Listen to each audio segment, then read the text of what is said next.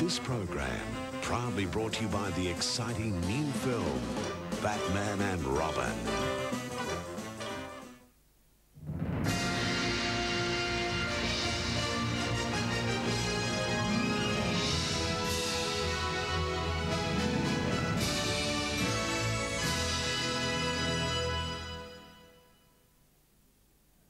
Tonight's forecast, a freeze is coming. Tonight it's a big night of Batman as we take a sneak peek at the brand new Gotham City adventure and speak to the stars of Batman and Robin, George Clooney, Chris O'Donnell, Alicia Silverstone, Uma Thurman and Arnold Schwarzenegger. Then we bring you the movie which started it all, the original Batman. What are you? I'm Batman.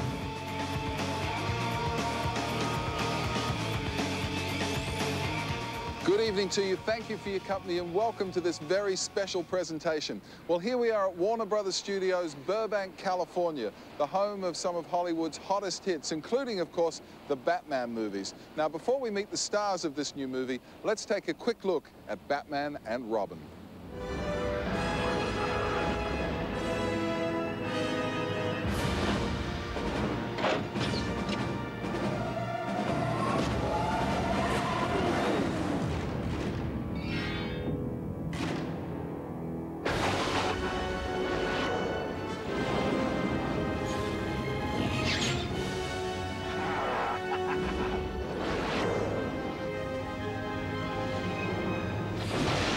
You're not sending me to the cooler. Now, didn't your mother ever tell you not to play with guns? I hate when people talk during the movie. Tell me I'm not to kiss you. Kiss me and I'll tell you. This is why Superman works alone.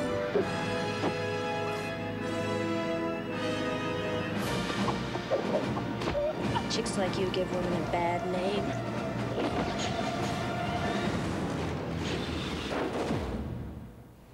What an incredible looking film. Batman and Robin is, of course, the fourth Batman movie. Michael Keaton played the original Cape Crusader in the Batman film we're going to see a little later tonight. Val Kilmer starred in Batman Forever. And now, star of the hit TV series ER, George Clooney, plays billionaire philanthropist Bruce Wayne and Gotham City's Dark Knight, Batman. I freeze. I'm Batman.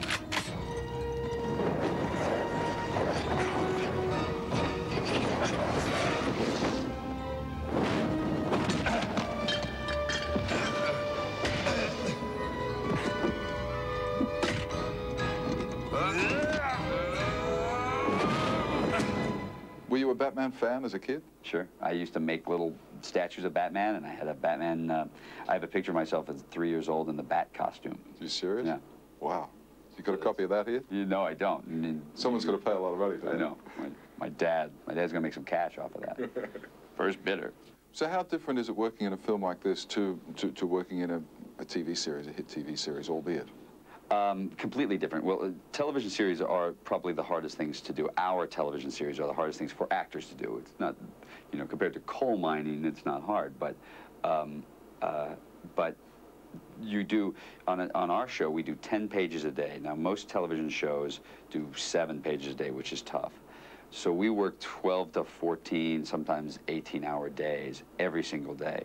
We do a dialogue that we don't understand because it's Latin. It's all doctors speak. We learn this kind of ballet with, you know, learning to be doctors. You have to do everything fairly accurately without hurting anyone because you're not really doctors, so you can't really compress a chest when you do this.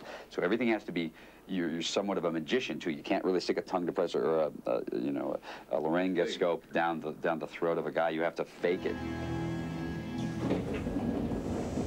Where do you think you're going? It's not a bat light, it's a Robin signal. Ivy's calling me. Her name is Pamela Isley. I saw her talking to Gordon. She must have stolen his keys and changed the signal. Yeah, she did it for me, for love. She's infected us with some sort of pheromone extract. Oh, is that what it is, Bruce? I'm under some kind of magic spell? She wants to kill you, Dick. You would say anything to keep her away from me, wouldn't you? To keep her for yourself. I just have a lot in common with George on a personal level. I mean, we're both real into sports, you know, basketball and golf, and he's just really fun to hang around the set with. You know, guy's got more stories than anyone you've ever met. He sits there and just talks and talks and tells you these stories, and you're like, come on, this can't actually have happened. You know, this didn't happen. And he's like, I swear it happened. I need a name. Batboy, Nightwing. I don't know. What do you think? What's a good sidekick name? How about Dick Grayson, college student? Screw you. I just saved your life. You owe me. You are totally out of control. You're gonna get yourself killed. You're looking at your new partner. No. Bruce, whenever you go out at night, I'll be watching. And wherever Batman goes, I'm gonna be right beside him. I mean, how are you gonna stop me? I can stop you. Al, hang this next to the bat suit, where it belongs. I got along great with Val. I didn't hang out and goof around on the set with him like I do with George, but I got along with him fine. Only problem I ever had was when he spoke real quietly. You know, Michael Goff and I would be doing scenes with him in the Batcave, and he'd be talking, we'd be like, what? We can't hear you, because it's a big Batcave, and he played Bruce Wayne with a real kind of low voice, which was cool in the finished product. But for the other actors, we were like, and finally it was so funny, because at one point, Michael was just like, I'm sorry, I can't hear him. Val Kilmer, who was doing it before, had a conflict of schedule. He was going to do The Saint. And so the part became available. And then Joel Schumacher called me up and said, do you have any interest? And I said, oh, you mean to be in that little independent film you're doing? And I jumped at the chance. It's a, you know, for me, it's a huge break and a huge opportunity, and I'm very lucky to get a chance to do it. What's the first step? Surf's up!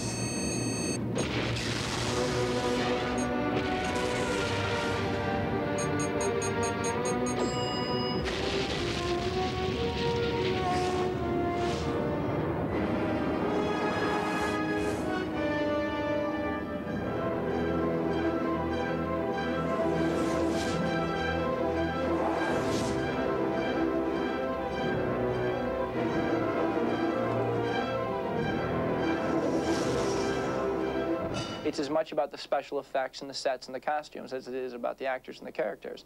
I mean, it's just amazing the way they put everything together. And, you know, I get to sit back and watch it and be like, that's my face, you know, that's me jumping there, and I don't know how they did that, but that was me, supposedly. And it's great, because the special effects, the stuff they did is just unbelievable. Chris is really, really professional as far as the only way. No, he was really good about knowing how, I mean, he had everything, and he's so cool. Like, you know, he'd show up and he was like laughing with everybody, and he was telling all these jokes, but he knew what he was doing when he had to do it, and he was on when he had to do it. And I'd just go like, what are you doing? What's going on? And he'd tease me and not tell me. And I'd be going, really, I need to, what just happened? I'd be freaking out. He'd get me into such a frenzy. And he'd go like, I'm not gonna tell you. And they both would stand there not telling me what was going on. And then I go, George, you don't know either, do you? You really don't know what the hell's going on. They're like, that's the secret. You just don't know. You just pretend you do.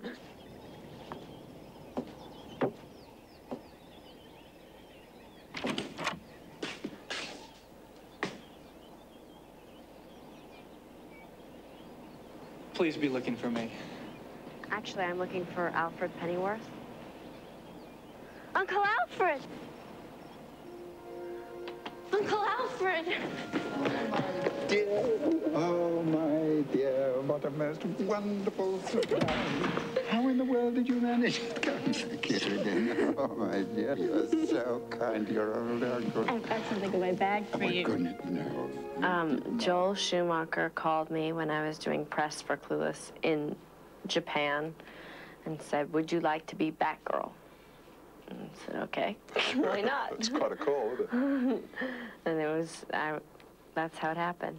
It's really good for an actor internationally, because you can, I mean, this is the hugest movie. I don't know any, I mean, it beats the dinosaurs, I think. I understand it beats the dinosaurs. Your career's had such a huge, you know, explosion since Clueless. How does it feel? I mean, has it been kind of hard to hold on to the core of yourself, or has it felt like your world's gone crazy? World's gone crazy, but for good things have happened. I had an opportunity to produce a film, Excess Baggage, that is comes out in August 8th. and I worked on that from beginning to end, and really proud of that experience. It's a real confidence booster, you know? Somebody's telling you, we believe in you enough to let you decide, you have this vision, and we're going to support you in this vision. That's like that was like a really nice, I was like, wow, are you guys sure? Are you guys crazy? Like, no, you know, why are you doing that? But they did, and that's really nice. You're about to become compost.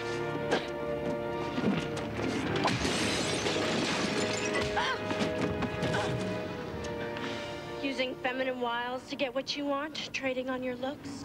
Read a book, sister. That passive-aggressive number went out long ago. Chicks like you give women a bad name. Playing a cartoon character, essentially, does that give you free rein as an actor? I guess it does. You can kind of walk out there. Well, it's if you're really stupid, somebody can just say to you, it's a cartoon character. You go, absolutely, it was meant to do that. Well, it is. I mean, you're playing, it's a yeah, it's it a is. parody, isn't It is. It's really hard for me to remember that. So I'm glad that you said that. It makes me very happy because it's hard to remember that. Humanity will... After the break, we meet the two arch villains from Batman and Robin, Uma Thurman and Arnold Schwarzenegger.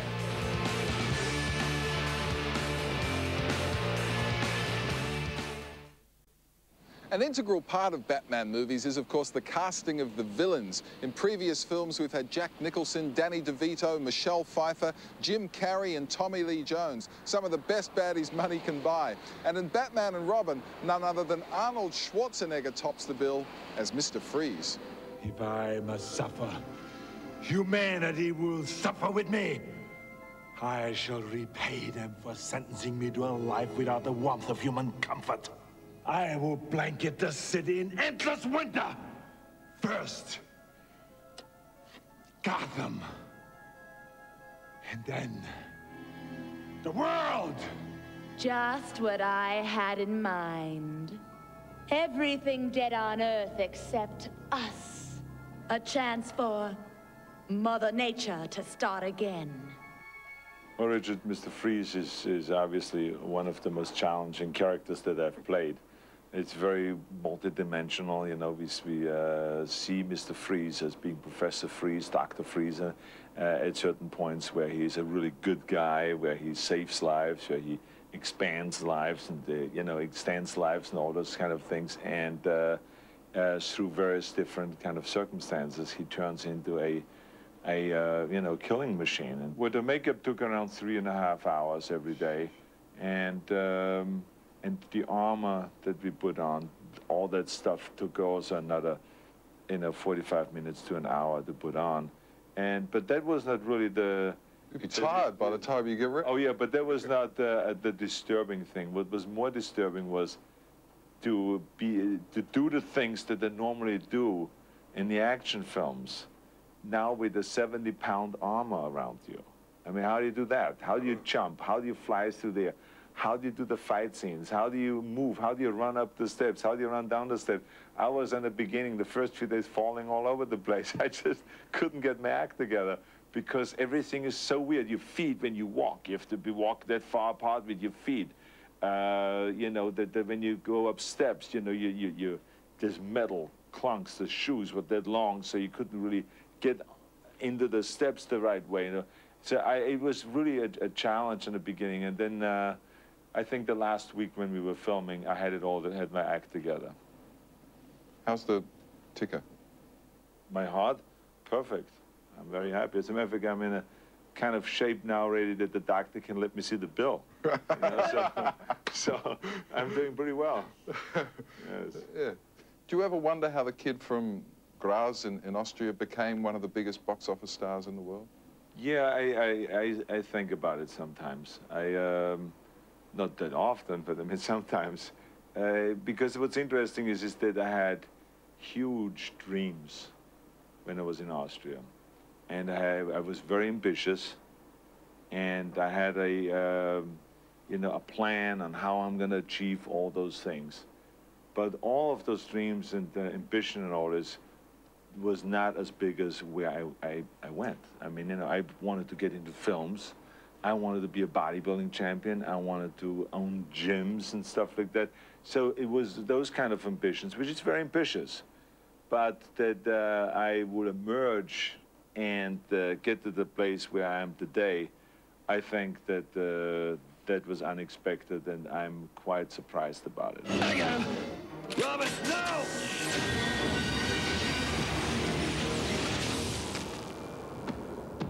Stay cool, bird boy.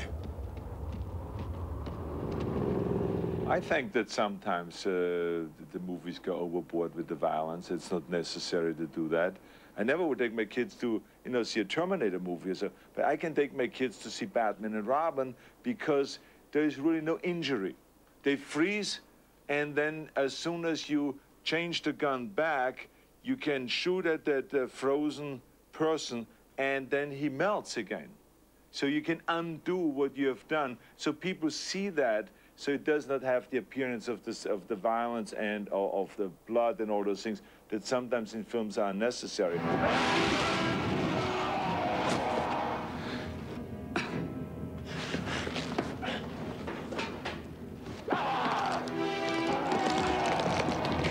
There's something about an anatomically correct rubber suit that puts fire in a girl's lips. Why are all the gorgeous ones homicidal maniacs? Is it me? She's sort of an exaggeration of an eco-terrorist gone mad, and shameless, self-obsessed diva, basically. She starts out with this altruistic mouse, yeah. and she goes from there, you know, post-mortem, into just the counterpoint of herself, which is this extraordinary, wicked, fun-loving, clever, smart, loquacious vixen, and that's sort of what she becomes. So how does this Academy Award-nominated actress, acclaimed actress, get talked into playing Poison Ivy? Oh, very easily. I mean, there are very few opportunities to do something that you can really do kind of a ridiculous, send yourself up, operatic, larger-than-life, fantastic kind of performance like that. There's just no place for them, and most of the time with good reason. But in the Batman genre, you know, the villains are such fun, and the sort of lineage of people who've done them have all made such memorable performances. And as it's such a unique thing, as a one-off, I thought it would be fun. Hi there. Is your thumb the only part of you that's green? You will just have to find out. I want us to be together, but I want to make sure you're serious about turning over a new leaf. I need a sign. How about slippery when wet? Of trust. Tell me your plan. Kiss me and I'll tell you. Tell me and I'll kiss you. Kissing Uma's not a bad gig, let me tell you, to get paid for it, yeah. That works real well. She's great, you know, and I think I was definitely blown away more than anybody by her. Chris is a great actor to work with, very professional and very good and very present, and I had a great time working with him. And George is fantastic. He's also such a charming, self-deprecating, friendly person, and that really, really is nice. It makes the experience a pleasant one. I had a day where I got to kiss Uma Thurman and Elle Macpherson in the same day.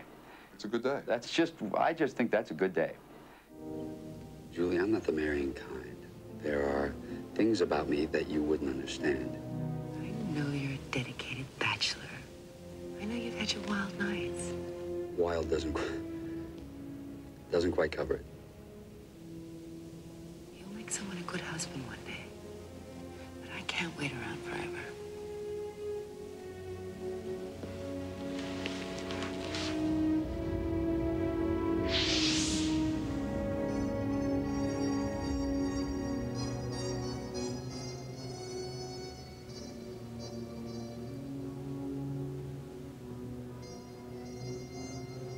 You don't have to answer now.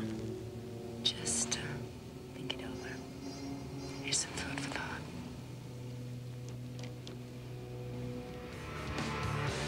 After the break, Michael Keaton, Jack Nicholson, and Kim Basinger in the original Batman.